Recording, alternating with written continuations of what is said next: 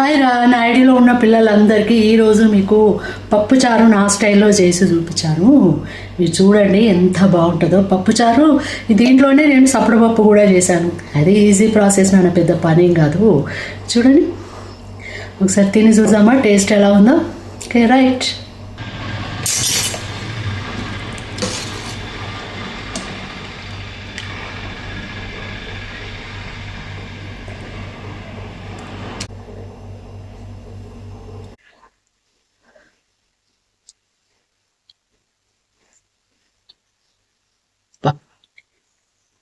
అమృతం రా, ఇట్లా పప్పు వేసుకొని తింటే ఎంత బాగుంది, చాలా బాగుంది.